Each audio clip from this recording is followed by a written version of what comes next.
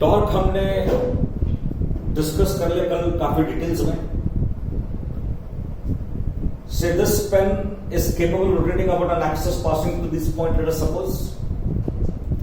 Force अगर मैंने apply किया तो we can rotate the body. So force can produce rotational motion. उसको हम मेजर करते हैं in terms of torque. Torque, in fact, torque या moment of the force को क्या बोलते हैं हम? It is the measure of ability of the force to produce rotation. This is what we have stated yesterday. ये सब discussion हो चुका है. डेफिनेशन कैसा था? It is force multiplied by perpendicular distance. किसके बीच में perpendicular distance? It is between the line of action of force and the axis rotation. Line of action of force and axis rotation. अब refer कर सकते हो to the previous video. Now what you mean by this couple is on a body when equal and opposite forces act. Equal and opposite force जब act करेंगे तो it constitutes a couple. मैं repeat कर रहा हूं, on the body equal and opposite force अगर act करता है it constitutes a couple. तो couple will definitely rotate the body. तो ये तरीका यही रहेगा. ये फोर्स F1 है, ये फोर्स F2 है. Both of them will produce rotation motion. तो उसका टॉर्क अगर निकालना है, torque due to couple, torque due to force अपन ले लिया. सिंगल फोर्स था मैंने कंसिडर किया, लेकिन यहां पर अभी दो फोर्सेस एक्ट कर रहे हैं which are equal and opposite. Number of forces अगर रहे तो सभी टॉर्क्स को हम ऐड करेंगे. कन्वेंशन कौन सा यूज करेंगे हम? Clockwise rotation. Positive clockwise is negative and anti-clockwise is positive. इस प्रकार से लेते हैं. तो नंबर ऑफ फोर्सेस अगर रहे तो नेट टॉर्क निकालने का तरीका वो रहेगा. सभी टॉर्क को आप ऐड कर देंगे. कन्वेंशन वही, anti clockwise positive, clockwise negative. खैर जो भी है, लेकिन यहां पर भी दो फोर्सेस ऐड कर रहे हैं और मुझे निकालना है टॉर्क ड्यू टू कपल. तो दोनों को टॉर्क्स को मुझे ऐड करना पड़ेगा. But let us see how we proceed here. अब आप देखेंगे यहां पे फोर्स F1 इज एक्टिंग, यहां पे फोर्स F2 इज एक्टिंग. हमने क्या किया है? पॉइंट ए से वेक्टर ड्रॉ किया which is R12. It is position vector of any point on the line of action of F1, on the line of action of F1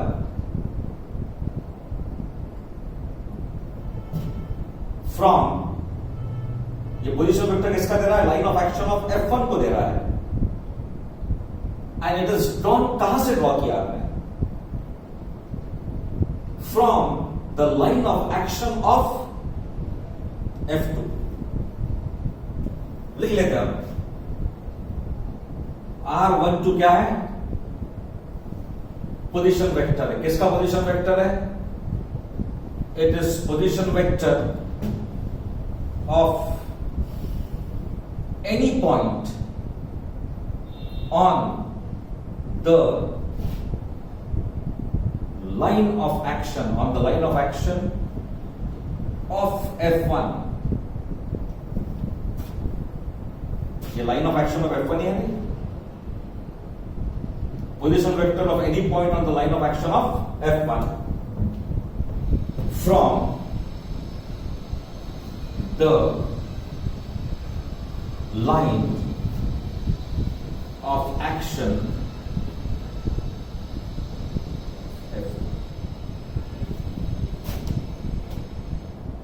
position vector किसका हो गया? Any point on the line of action of F1 from the line of action of F2. And what is this R21? R21 is position vector of any point on the line of action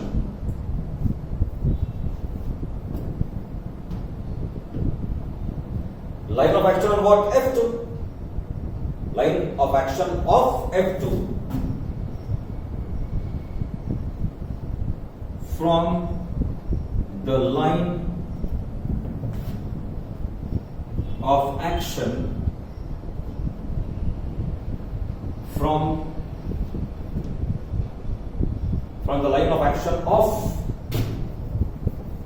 the line of action of F.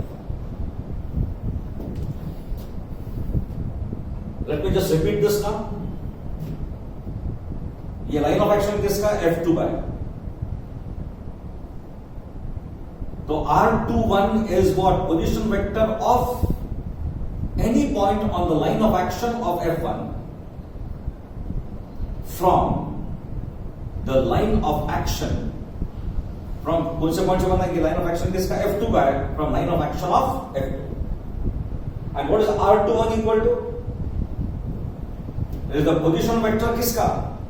Position vector of any point on the line of action of F2. देख लीजिए ये position vector किसका है? Of any point on the line of action of F2. और कहां से निकाला उसको?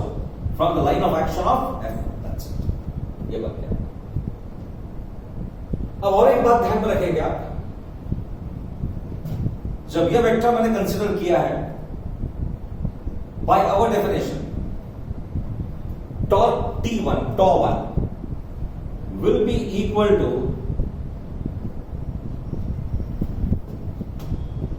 R12 cross F1. और आप बोलेंगे दूसरा भी कंसिडर करेंगे क्या? It is rotating in anti clockwise direction. ये फोर्स को कंसिडर करने की जरूरत नहीं है, because this is passing through F2, तो वो जीरो रहेगा. But that is passing through what? Point F2. देख लीजिए.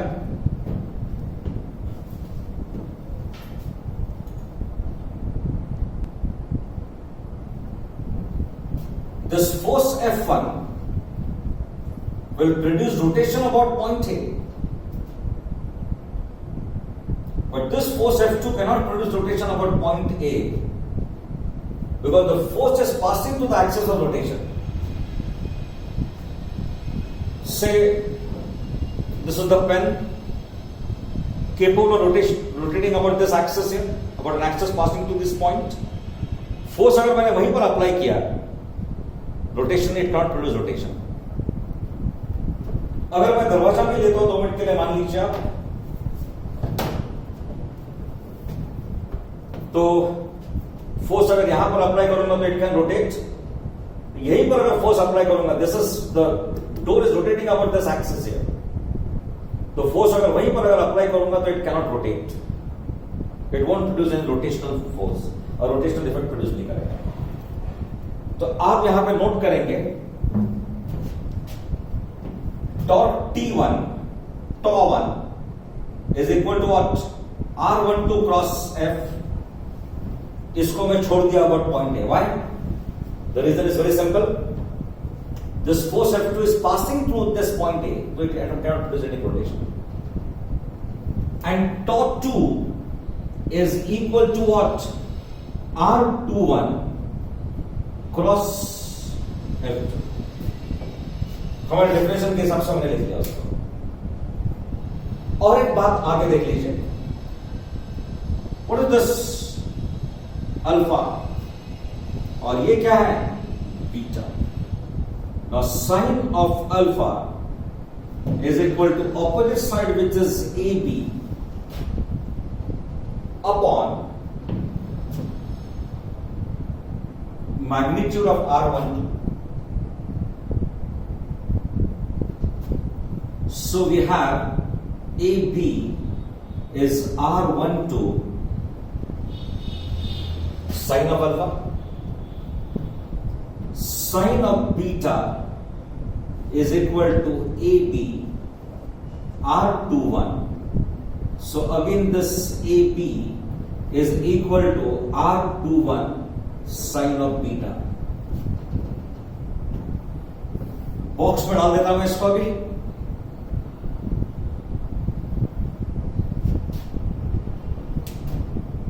एरो ऐसा डायरेक्टेड है, दिस इज व्हाट R21 और ये क्या है F2, दोनों के बीच में एंगल कितना बीटा है, vertically opposite beta. Sine beta कितना रहेगा, opposite side which is AB upon magnitude of R21 लिख दिया। तो AB is equal to R21 sine beta. ये फोर्स डायरेक्टेड अप, तो दोनों के बीच में एंगल कितना alpha, vertically opposite angles alpha. Now what is sin of alpha equal to opposite side which is AB upon R12. Now let's see what happens here. So tau 1 इसका magnitude अगर मैं लूंगा, it is R12 F1 sin of alpha. So this is equal to AB है that into F1. I think it's very clear. R12 के जगह पे क्या लिखा मैंने, R12 sin alpha is equal to AB, tau 2 is equal to R12 F2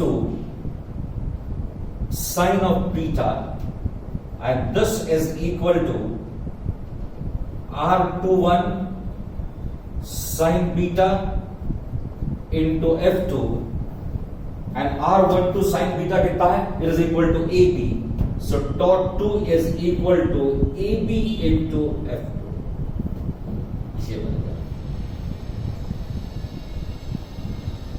हमने define कैसा किया कि F1 is equal to F2 है, magnitudes are equal, F1 is equal to F2, magnitudes का यहां तक सवाल है, they are equal। तो हम क्या बोलेंगे, दोनों इक्वेशंस को कंपेयर करके देख लीजिए, tau 1 is equal to tau 2, the dots are equal। तो इसका मतलब ये होता है कि कैसा भी लीजिए आप, टॉर्क ड्यू टू कपल हमने कैलकुलेट किया, तो it is what, it is equal to magnitude of one of the force. Magnitude of one of the force बोलने का रीजन है, इट कैन बी F1 और F2, magnitude of one of the force into perpendicular distance between the two forces। तो क्या मिल गया आपको, torque due to the couple मिल गया। We shall be using this very often, ध्यान रखेंगे इसके तरफ। Just let me repeat this, body of any shape, force F1 ऐसा एक्ट कर रहा है, force F2 is acting in the opposite direction। R12 क्या है, position vector of what, position vector of any point on the line of action of F1 from the line of action of F2। R2 इसी तरीके से define किया गया। सो torque को define कैसे किया अपन ने, कैसा डिफाइन करते हैं, R12 क्रॉस F1, और tau 2 कैसा लिखा मैंने, R21 इंटू क्रॉस F2 लिख लिया। मैग्नीट्यूड अगर मैं लूंगा तो tau 1 कितना रहेगा, R12 का मैग्नीट्यूड F1 का magnitude into sine alpha, R12 sine alpha is equal to AB, ये साबित कर लिया हमने, यहां पर लिख लिया मैंने। tau 2 is equal to what, magnitude of R21 F2 sine beta. So ultimately R21 sin beta is equal to AB, तो दोनों की बात एक ही आ रही है, AB दोनों तरफ कॉमन है, F1 is equal to F2, तो मैंने लिखा tau 1 is equal to tau 2। So torque due to couple निकाला मैंने। टॉर्क ड्यू टू कपल का मतलब एक सिंगल फोर्स ने रोटेशनल मोशन पे प्रोड्यूस करता है, और दो forces which are equal and opposite that will also produce rotational motion. तो ये रोटेशनल मोशन को मेजर करने के लिए we use this term torque. तो torque due to couple is equal to what, याद रखेंगे, it is equal to product of magnitude of one of the force and the perpendicular distance between the two forces। Couple का मतलब क्या होता है, equal and opposite forces acting on the body. तो torque निकालने का तरीका मोमेंट ऑफ कपल बोलते हैं या टॉर्क बोलते हैं. That is equal to magnitude of one of the force multiplied by perpendicular distance between the two forces. एक शॉर्ट एग्जांपल है ऑन पेज नंबर 140, नंबर 110. दो वेट्स है 5 kg and 8 kg suspended from the uniform rod of length 10 meters and weighing 3 kgs. The distances of the weight from the one end are 2 meter and 7 meter. Find the point at which the rod balances. I'll do one thing now. सबसे पहले तो diagram बना देता हूं मैं. It is given to you that this is a rod जिसका total length है 10 meters. The total length of the rod is equal to 10 meters. This is what is given to you. 5 kg 2 metre पर है.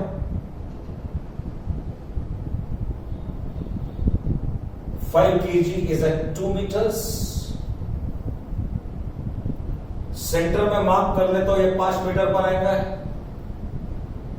ये मैंने mark कर लिया 2 metre करके. This is 2 meters. 7 metre पे 8 kg है.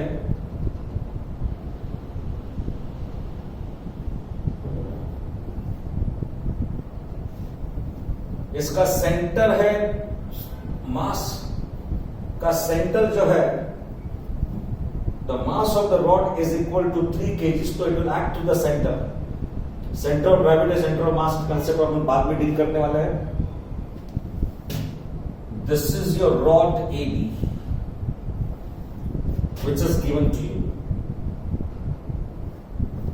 Abhi, we shall try to follow this now.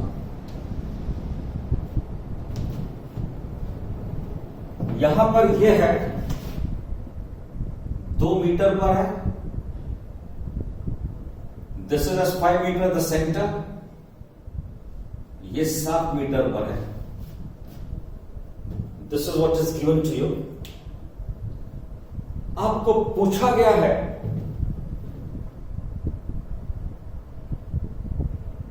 the point at which the rod balances. मान लेते हैं it balances at this point. इस पॉइंट पे वो बैलेंस हो रहा है, ऐसा मान लेते हैं. At a distance of x meter it balances, ऐसा मान लेते हैं. इसका मतलब भी समझ लेंगे अभी क्या होता है.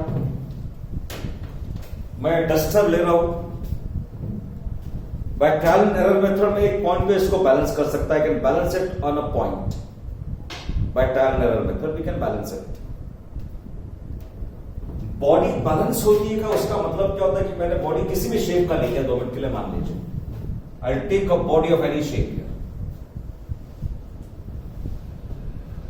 इसको इस पॉइंट पे मैंने बैलेंस किया है, मान लेते हैं. मैंने फोर्स अप्लाई किया इन the upper direction, the body got balance. तो हम बोलेंगे बैलेंस करने का रीजन क्या है. जब आप इसको ऐसा बैलेंस किया, this body is capable rotating in both the directions. Particles on this side will try to rotate the body in this direction. Particles इस तरफ they will try to rotate the body in the anti-clockwise. ये कौन सा हो गया? Anti-clockwise and this is clockwise. मैंने body को यहां पे बैलेंस किया है, तो इधर के पार्टिकल रोटेट करने की कोशिश करेंगे इस डायरेक्शन में और रोटेट करने की कोशिश करेंगे द ऑपोजिट डायरेक्शन. तो हम बोलेंगे total clockwise moment is equal to total anti-clockwise moment, इसलिए बैलेंस्ड है. There is no other way out. अगर बॉडी को मैंने यहां पे बैलेंस कर लिया है तो मैं यही बोलूंगा ये पार्टिकल रोटेट करने की कोशिश कर रहे हैं इन दिस डायरेक्शन क्लॉकवाइज, ये रोटेट करने की कोशिश कर रहे हैं in the anti clockwise direction. So हम बोल सकते हैं total clockwise moment is equal to total anti clockwise moment, so the body is balanced. उसी तरीके से हमने यहां पे अज्यूम कर लिया कि body is balanced at this particular point. इसका मतलब क्या होता है? Force is exerted by this body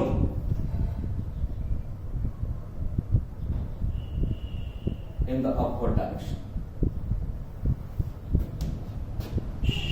5 kg का मास इधर है, vertically downward direction. Weight of the rod कहां से एक्ट कर रहा है? From the centre. मान लीजिए it is from the centre, बाद में डिस्कस करेंगे इस पर। वेट ऑफ द रॉड कितना? 3 kg है, तो सेंटर से एक्ट कर रहा है in the downward direction. 8 kg in the downward direction. और ये रॉड को अगर मैंने बैलेंस कर लिया तो force applied in the upward direction from this point, this is ultimately balancing it.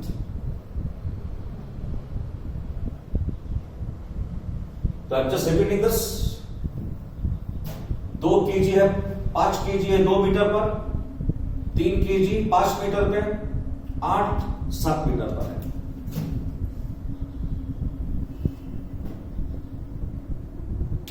These weights are acting in the downward direction and that is acting in the upward direction.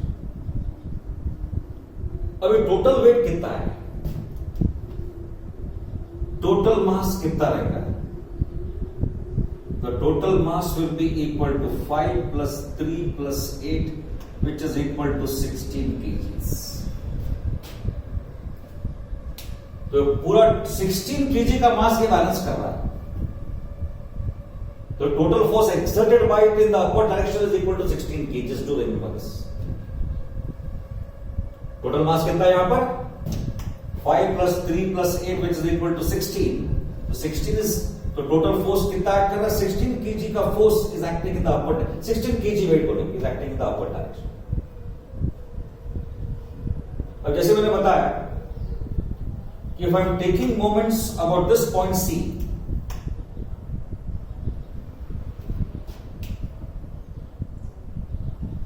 the body is on this side, it is trying to rotate the body in what?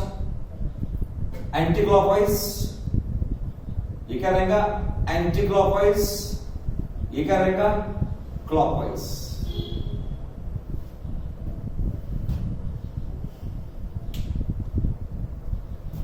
I am taking moments about point C.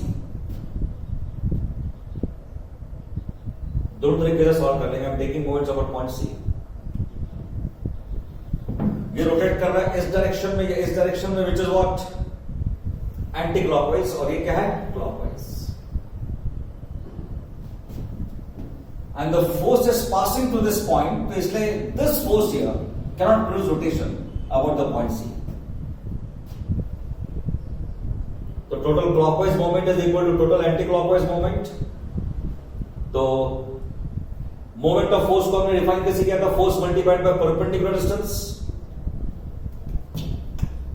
यहां से इसका distance कितना रहेगा?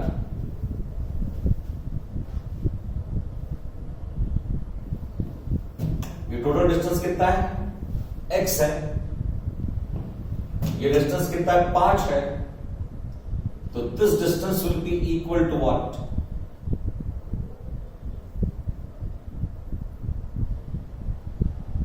x minus 5 रहेगा। ये 2 metre है, this is 2 metres. तो ये कितना टोटल है? कितना? x है। The total distance is equal to x। और इसमें से 2 मीटर निकाल दूंगा मैं, तो ये दोनों का डिस्टेंस कितना रहेगा? It will be x minus 2। That's also very clear.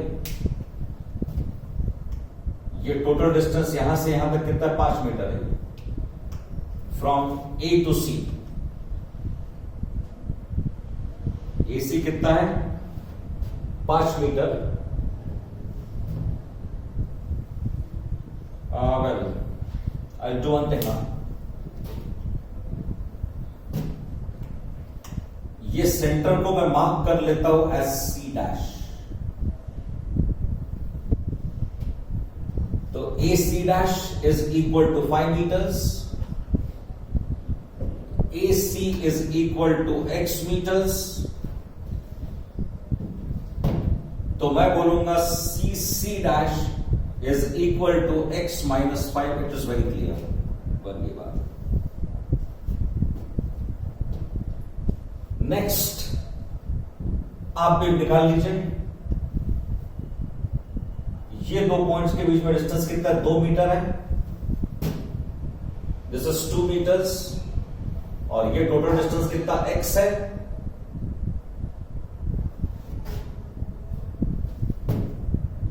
So that distance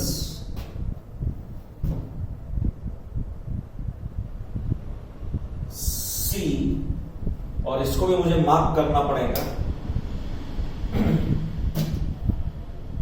this is A, C dash, C and B. इसको मैं मार्क कर लेता हूं एज D और इसको मार्क कर लेता हूं एज E. सो ये डिस्टेंस कितना है? It is equal to x. 2 metre यहां से निकाल देंगे तो कितना आएगा? That is CD is equal to x minus 2. ये टोटल डिस्टेंस कितना? 7 है. दिस इज x और ये डिस्टेंस कितना है? It is equal to 5. तो ये डिस्टेंस कितना रहेगा? 2 रहेगा और मुझे डिस्टेंस कौन सा निकालना? I want to find this distance here.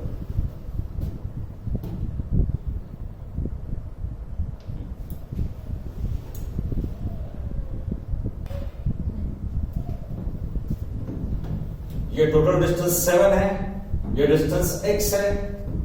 So the distance CE is equal to how much? That is equal to 7 minus x.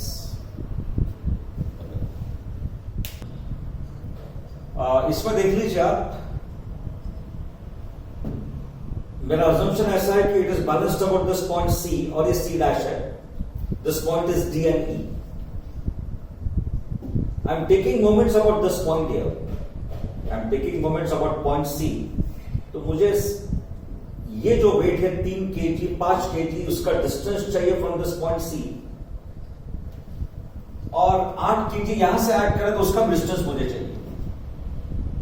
तो मेरा सजेशन आपके लिए एक ही है, draw big diagram and try to get the result. इसको मैं discuss नहीं करूंगा अभी, लेकिन जैसे मैंने पॉइंट आउट किया आपको AC डैश 10, ये 5 है and AC is equal to x, तो CC dash is equal to x minus 5.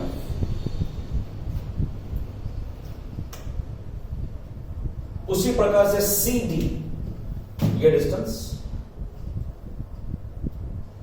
I found out this particular distance, तो ये कितना रहेगा? This is equal to what? x. इसमें से 2 निकाल लिया तो मुझे मिला x माइनस 2. ये टोटल डिस्टेंस 7 है, 7 में से x निकाला तो मुझे डिस्टेंस पॉइंट E का मिल गया. Now next what is done now? जैसे मैंने बताया कि this will produce rotation in the anti clockwise direction. तो फोर्स का मतलब होगा मास इनटू g. तो अभी यहां पे acceleration due to gravity count करने की जरूरत नहीं है, क्योंकि मैंने अगर g से मल्टीप्लाई किया थ्रू आउट, तो again what will happen is यहां पे g से मल्टीप्लाई किया, यहां पर g से मल्टीप्लाई किया, यहां पर भी g से मल्टीप्लाई किया, तो ultimately it will get cancel. So we don't consider that. तो ये फोर्स कितना है? 5 kg और इसका परपेंडिकुलर डिस्टेंस कितना है? x माइनस 2 है. परपेंडिकुलर डिस्टेंस तो 5 इंटू x माइनस 2. बाद में 3 kg सेम डायरेक्शन में रोटेट कर रहा है. इसका परपेंडिकुलर डिस्टेंस कितना? x माइनस 5 और ये रोटेट कर रहा है ऑपोजिट डायरेक्शन में. So total anti clockwise moment is equal to total clockwise moment. तो ये कितना आएगा? दिस इज 8 और वो डिस्टेंस कितना है? डिस्टेंस C डैश और E के बीच में the distance is equal to what? 7 minus x is what? 7 minus x. तो परपेंडिकुलर डिस्टेंस मैंने ले लिया, it is equal to 7 minus x. I think that's very clear. मैं इसे सॉल्व करके हम लेके आ गए, तो वी गॉट द रिजल्ट. थोड़ा अभी और एक काम करता हूं मैं, थोड़ा सा ऑल्टरनेटिवली ऐसे मैंने अभी अपने मन से ले लिया था दैट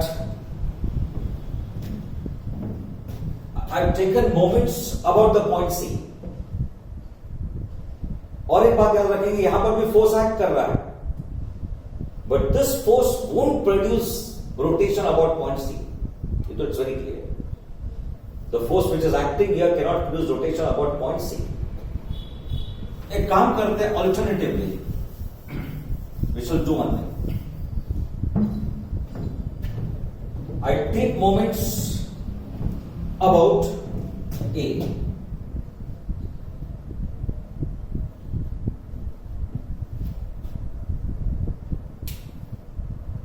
स्लाइटली मैं चेंज कर दूंगा, इसको सब निकाल देता हूं मैं।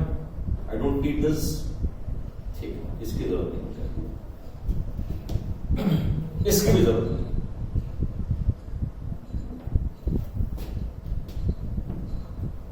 Now what will happen now?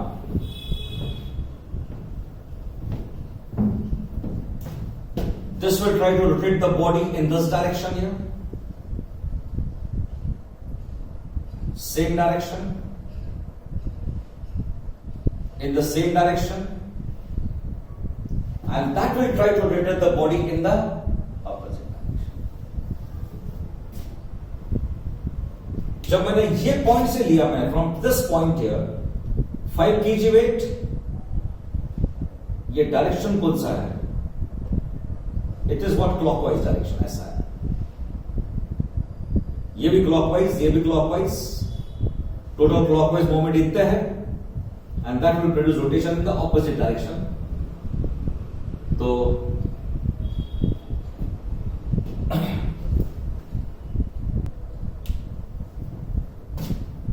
about the point A, this force will try to rotate the body in what?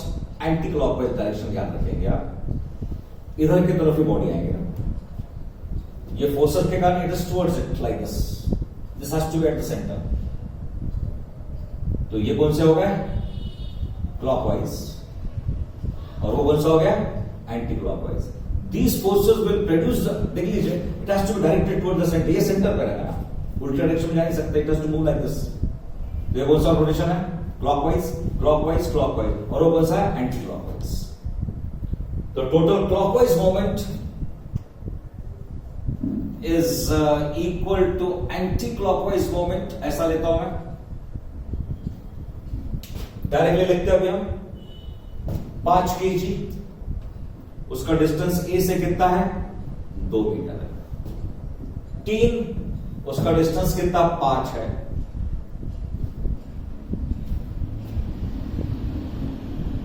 और 8 का डिस्टेंस कितना है? 7 है। So this will be equal to how much? Perpendicular distance is 7, तो that is 8 into 7। ये हो गया total clockwise moment. Anti clockwise moment कितना? टोटल फोर्स कितना कर रहा है यहां पर? मैंने टोटल निकाला था पहले, 5 + 3 + 8 टोटल फोर्स। तो कितना रहेगा यहां पर? 16 मल्टीप्लाइड बाय, और डिस्टेंस अपन मान लेते हैं is equal to X. Repeat कर रहा हूं मैं, ये डिस्टेंस 2 है, perpendicular distance 2 into 5, perpendicular distance 5 into 3, force कितना? 8 है, परपेंडिकुलर डिस्टेंस 7 है। ये हो गया कौन सा? क्लॉकवाइज। एंटी क्लॉकवाइज उधर की तरफ कितना रहेगा? 5 + 3 + 8 16 total force acting in the upper direction. और परपेंडिकुलर डिस्टेंस हमने मान लिया it is equal to X. तो ये कितना आएगा अभी? 10 + 15 + 56 is equal to this. So 56 + 25 is equal to 81. So 81 is equal to 16 times x. So x is equal to 81 upon 16, which is equal to 5.1 meter. That's what you get. Same answer मिल गया आपको। This was a better way out. वहां पे बहुत सोचना पड़ा हमको, लेकिन बात तो ये सही है, ये डिस्टेंसेस में निकालने आने चाहिए आपको। मैंने पहले कैसा लिया था? It was about point C करके लिया था मैंने, तो that was the result. Same मिल गया आपको। और अभी यहां पे कैसे लिया, अबाउट पॉइंट ए दिया, तो this was very much simplified. कितना मिला मुझे, 5.1. Again I am getting the same answer. Let me now deal with the next problem, which is 111 there. A meter stick is balanced on the knife edge at its center. When two coins each of mass 5 kg are put one on the top of the other at the 12 centimeters mark, the stick is found to be balanced at 45 centimeters. What is the mass of the stick? Well, इसको deal करने के लिए 111 के लिए देख लीजिए कैसा deal करेंगे हम. This is a metre scale here. और से ये हमारा सेंटर है यहां पर. This is the centre. Point A, point B, point C. इन्होंने बाद में क्या किया है, definitely it will be balanced here. कुछ भी रखेंगे नहीं आप तो it will be definitely balanced. अब यहां पर व्हाट इज बीन डन, दो कॉइन्स यहां पर रख दिए हैं, तो बैलेंस तो डेफिनेटली बिगड़ने वाला है. उसको रखा at a distance of 12 centimetres.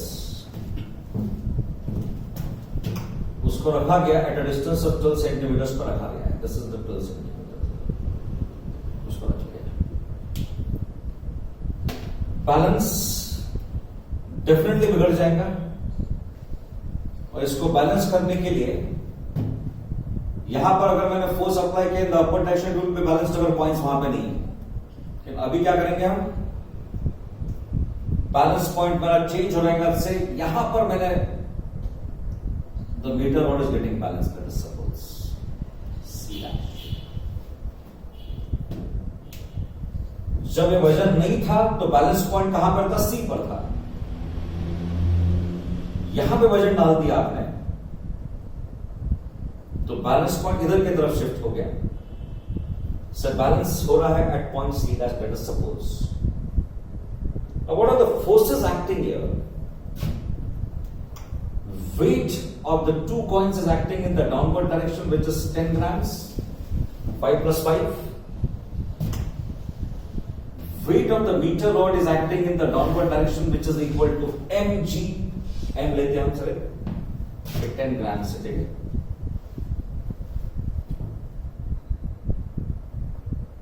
Now I'll take moments about which point. Balance हो रहा है यहां पर सी डैश पे, तो I take moments about point सी.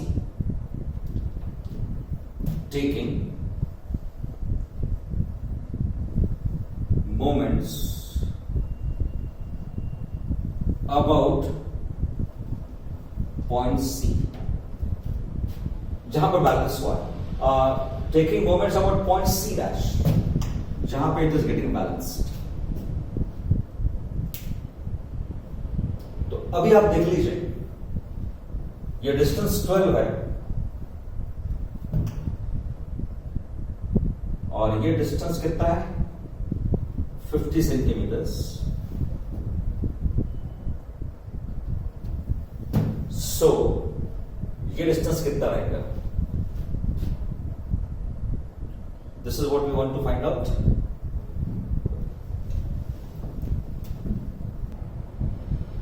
अभी आप देख लीजिए what exactly is happening. 10 gram यहां पर है, 12 सेंटीमीटर पर रखे हुए हैं. जहां पर वो बैलेंस हो रहा है it is point C dash which is at a distance of 45 centimetres. ये दिया है.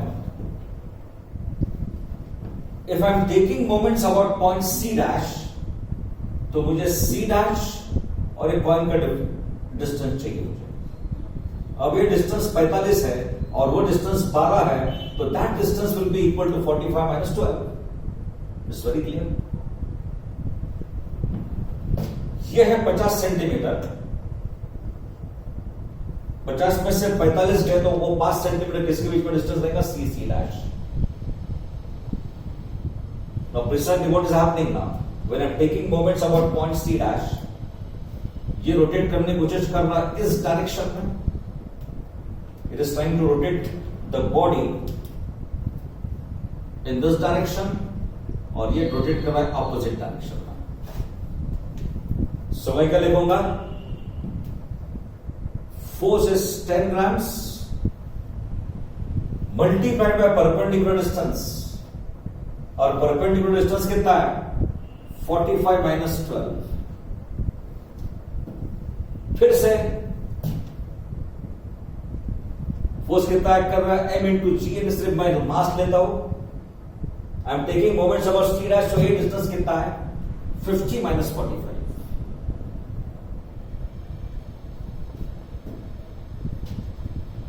जब आपने ये दो पॉइंट्स यहां पर डाल दिए तो व्हाट हैज हैपेंड, ये शिफ्ट हो गया, बैलेंस पॉइंट शिफ्ट हो गया सी डैश पर, 45 सेंटीमीटर पे आ गया। मुझे मोमेंट लेना है अबाउट पॉइंट सी डैश, तो मुझे इसका डिस्टेंस चाहिए सी डैश से और इसका डिस्टेंस चाहिए फ्रॉम सी डैश। ये डिस्टेंस कितना है 50 minus 45, that is equal to 5, और ये डिस्टेंस कितना है, it is 45 minus 12, you get that point. अभी मास m निकालना है, 45 में से 12 गए 3, दैट इज 33, so 10 into 33 मास 5, तो m is equal to 330 upon 5, तो ये रहेगा 66 grams must be the answer. That's what is given to you. Well, एक बात याद रखेंगे, इसको डायग्राम बनाइए आप very clearly and try to solve it yourself. इसकी वजह से प्रैक्टिस तो कर दीजिए। आगे के प्रॉब्लम सॉल्व एग्जांपल में फिर से डील करूंगा, again I deal with those also. तो कम से कम ये दो बहुत सिंपल प्रॉब्लम्स है, उसको तो डील कर लीजिए and follow the method which is being used. Problem वैसे सॉल्व करना चालू कर दिया, it is very simple, but आपको मेथड मालूम रहनी चाहिए, what exactly is being done, then only the concept will become clear. Concept clear होते जाते जैसे प्रॉब्लम्स आप सॉल्व करेंगे। सो ये प्रॉब्लम जो मैंने सॉल्व किया अभी यहां पर, और पहले का भी जो कोलिजन का प्रॉब्लम था उसको सिस्टमैटिकली लिख लीजिए एक बार। और जैसे मैंने बताया था इस चैप्टर में, be particular about the understanding part, याद करने की कुछ जरूरत नहीं है, and try to follow the problems. Problem से समझ लीजिए चैप्टर में, I think that will be more then